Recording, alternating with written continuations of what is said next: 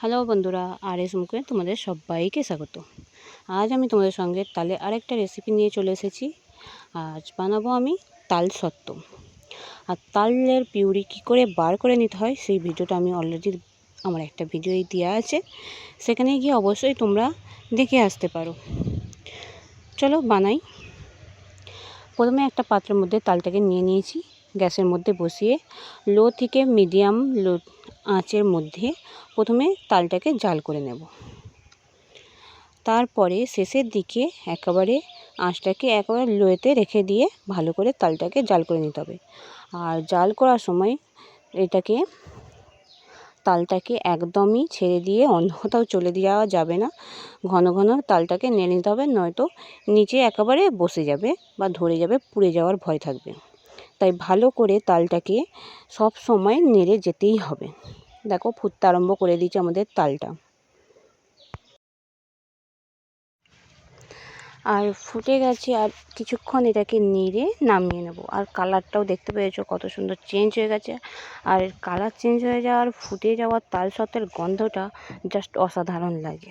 তারপরে গ্যাসটাকে বন্ধ করে দিলাম। আর এই পর্যায়ে একটু ঠান্ডা করে নেব তাল সত্ত্বটা। আর ঠান্ডা হয়ে যাওয়ার পর ঘনটা তো দেখতেই পাচ্ছ কীরকম হয়ে গেছে। এরপর কয়েকটা ডিশ নিয়ে নিয়েছি, তার মধ্যে দিয়ে দেব তেল। আর তেলটাকে ভালো করে ডিশগুলোর মধ্যে মেখে নেব ভালো করে, যাতে তাল সত্ত্বটা সহজে শুকনো হয়ে গেলে উঠে আসে। চলো প্রতিটা ডিশেই তেল ভালো করে মাখিয়ে দিচ্ছি।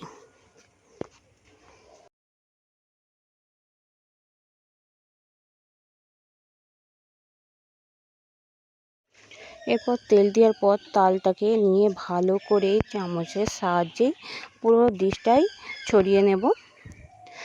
এটাকে পাতলা ও মোটা করেও দেওয়া যায়। পাতলা করে দিলে একটু তাড়াতাড়ি শুকনো হয়ে যাবে।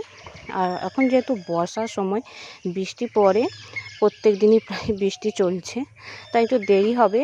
আবার তোমরা চাইলে এটাকে গ্যাসের উপরে বা রান্না হয়ে যাওয়ার পর গ্যাসের মধ্যেও বোস করে দিতে পারো, বন্ধ করা গ্যাসে, বা উনুনে রান্না হয়ে যাওয়ার পর উনুনেও বোস করিয়ে দিতে পারো। তাহলে দেখবে খুব তাড়াতাড়ি হয়ে যাবে। তবে যাই হোক, বৃষ্টি হোক যাই হোক, এটাকে রেখে দিলে খুব ভালোভাবেই এমনি শুকনো হয়ে যাবে। তবে রোদে দিতে হবে, রোদে দিলে খুব তাড়াতাড়ি ভালোভাবে শুকনো হয়ে যায়। আমি এতগুলো থালার মধ্যে তাল সত্ত্বগুলোকে দিয়ে দিয়েছি। এরপর রোদে দিয়ে শুকনো করে নেওয়ার পালা। চলো শুকনো করে তোমাদের সঙ্গে শেয়ার করছি। দেখতে পাচ্ছ আমাদের পুরোপুরি শুকনো হয়ে গেছে। বেশ কয়েকদিন গেছে এই তাল সত্ত্বটা শুকনো করতে, যেহেতু বৃষ্টি প্রায় প্রত্যেক দিনই হচ্ছিল, তাই বেশ কয়েকদিন লেগেছে আমার শুকনো করতে।